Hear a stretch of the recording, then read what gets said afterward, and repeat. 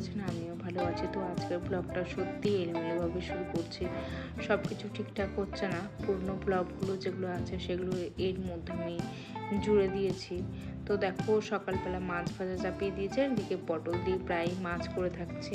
সবাই কেমন আছেন? নিশ্চয়ই খুব ভালো আছেন। তো এখানে করছে হচ্ছে ঝিঙে পোস্ত, এখানে করছে হচ্ছে মটর ডাল। আর এবার আমি ঝিঙেটাকে তুলে নেব।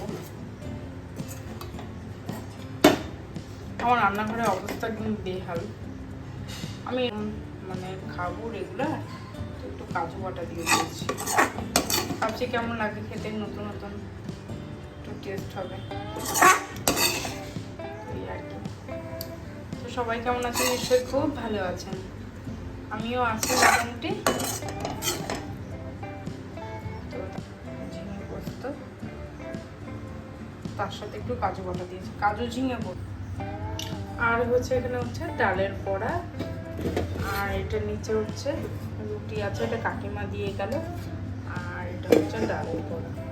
আর এটা হচ্ছে আরেকবার দেখিয়ে দিই, এটা হচ্ছে ডাল, মটর ডাল। আর এটা হচ্ছে আমার ফেভারিট, এই যে কাকিমা ঘুগনি দিয়ে গেছে, এটা কাকিমা দিয়েছে। কাকিমা কালো জিরে দিয়ে ঘুগনিটা করে। সকলকে স্বাগত জানাই, আজকে আরেকটি ব্লগ শুরু করছি। তো গুড মর্নিং, সবাই কেমন আছেন? নিশ্চয়ই খুব ভালো আছেন, আমি খুব ভালো আছি। তো তো এখানে একটু কাশ্মীরি রেড চিলি দিয়ে দিয়েছি, ওই জন্য।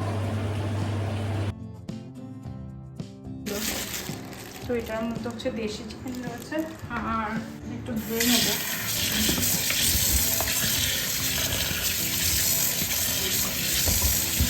এটা এমনি চিকেন, আর হচ্ছে দেশি চিকেন। ভালো করে একটু ধুই।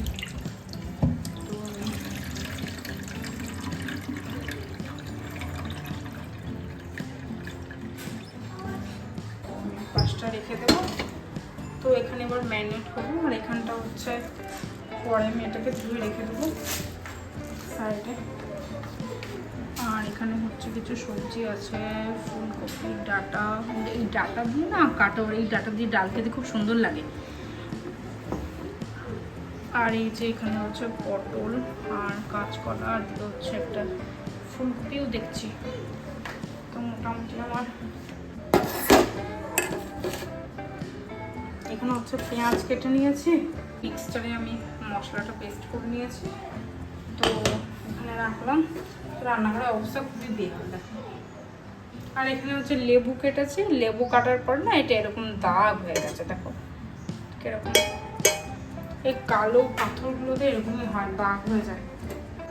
তো চিকেনটাকে এবার ম্যারিনেট করে নেবো। প্রথমে দেবো একটু লবণ, 1 চামচ লবণ, 1 চামচ হলুদ দেবো, আর একটু হলুদ,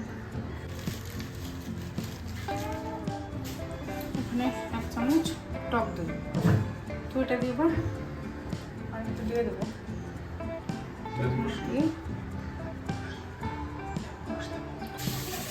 চলো এটা সব একসাথে আমি আর ফেটিয়ে দিলাম না দুইটাকে, কারণ আমি ম্যারিনেটটা করবো বলে তো এমনি মাখা হয়ে যাবে। তো সেই জন্য আমি আর এটাকে হাতে করতে দেখতে খারাপ লাগলে কিন্তু কিছু করার নেই, চামচ দিয়ে হবে না। এখানে 1 কিলোর উপরে চিকেন রয়েছে, কী করে করবো, তো সেই জন্য আর কি হাত দিয়েই করছি।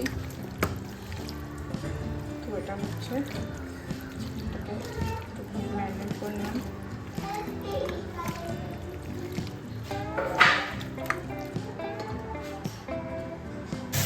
তো এখানে উচ্ছে কাঁকড় সব একসাথে আছে, দিয়েছি হচ্ছে, আর ওদিকে হচ্ছে ভালোটা হচ্ছে আর কি। দুটো কড়াই চাপিয়ে দিয়েছে একটু তাড়াতাড়ি।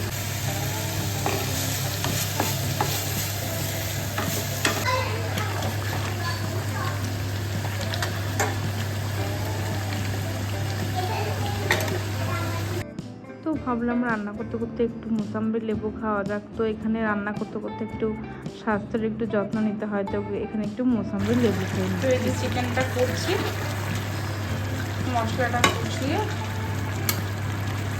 এটাতে একটা সমস্যা হয় কি, প্রচণ্ড জল মানে হয় এতে। আমি কিন্তু জলও দিইনি, মানে এই চিকেনটাতে আবার জল মানে বের হয়। আর দেশি চিকেন যেটা আমি একটা দেখেছি, ওটাতে আর জলটা না বের হয় না, মানে গ্রেভিটা হয় না, এটা দেখো গ্রেভিটা হয়ে গেছে আপনা আপনি, মানে জল ছাড়া চিকেন হচ্ছে এটাতে আর কি, এরকম হয়েছে চিকেনটা।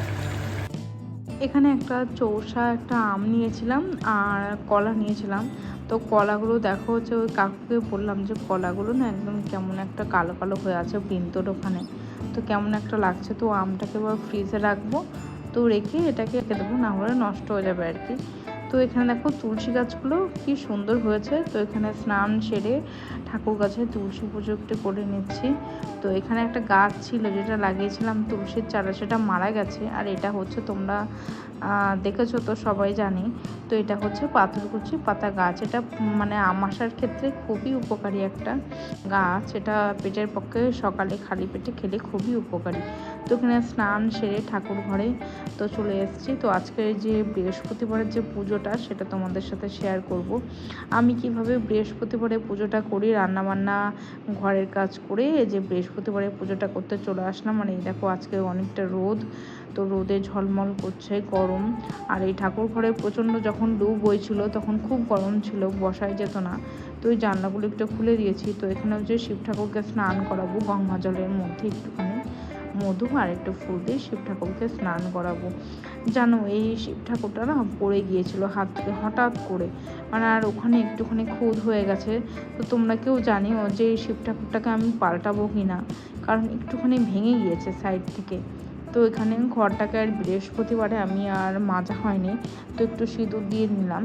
তো প্রত্যেক সপ্তাহে মাজা হয়, তো যে সময় ভাবে একটু ঘরটা পরিষ্কার আছে, একটু চটজলদি কাজ, মানে একটু তাড়া আছে কাজের, তো সেদিন আর ঘরটাকে আর নামিয়ে আর মাজা হয় না। তো এখানে ঘরের মধ্যে কলা, পান, বেলপাতা, দূর্বা বলে, যাই হোক, তো এখানে সব দিলাম, সব ঠাকুরকে একটা একটা করে বেলপাতা দিয়ে দিলাম।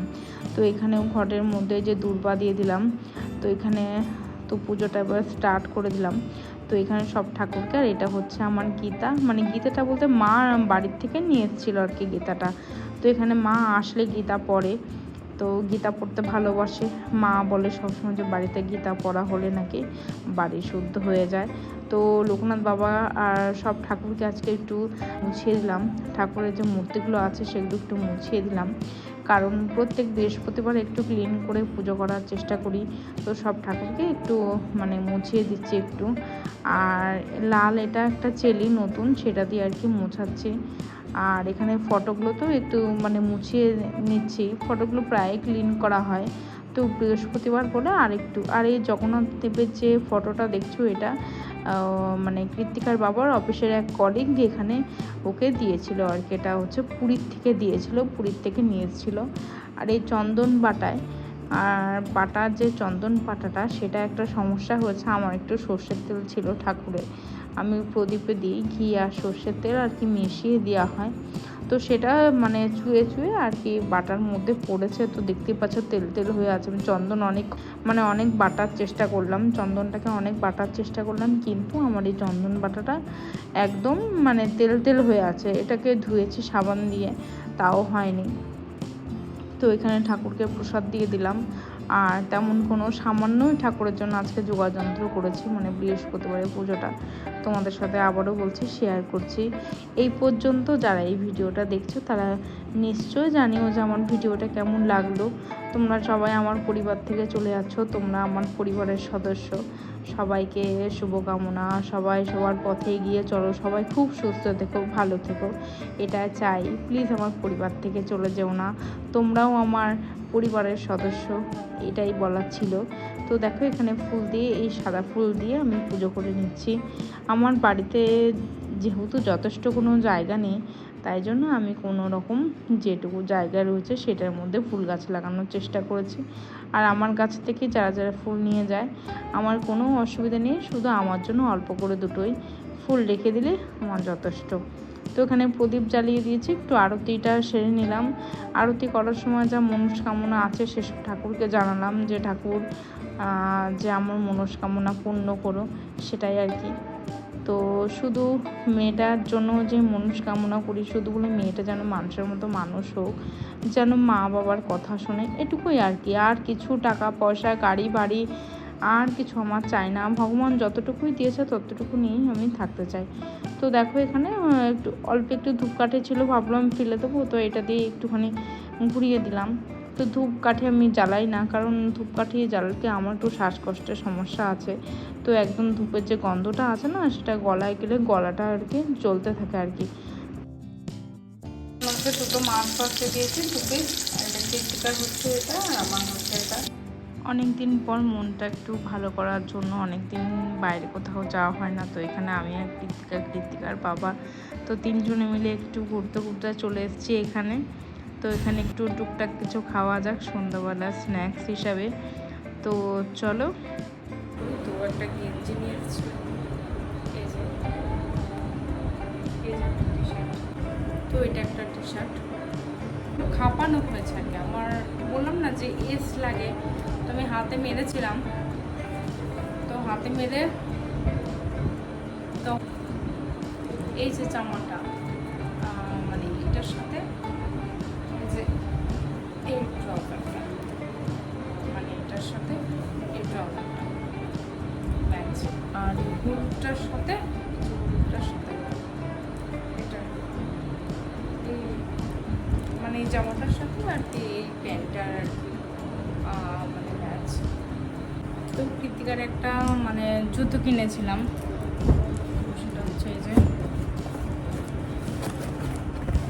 কৃত্তিকার দুটো জুতো কিনেছি, আজকে কিনেছি, আর ওগুলো আগে কিনেছিলাম, তো ওগুলো শেয়ার করা হয়নি। তো আজকে বন্ধুরা তোমরা খুব সাবধানে থাকো, আবার দেখা হবে নেক্সট কোনোভাবে। তো টাটা, তো লাইক করে দিও আর সাবস্ক্রাইব করে দিও, আপনার জন্য টাটা, শুভরাত্রি, ধন্যবাদ। তো আজকে ব্লগটা এখানেই শেষ করছি। সবাই খুব ভালো থাকবেন, সুস্থ থাকবেন, প্লিজ লাইক আর সাবস্ক্রাইব করে পাশে থাকবেন। তো ধন্যবাদ, শুভরাত্রি।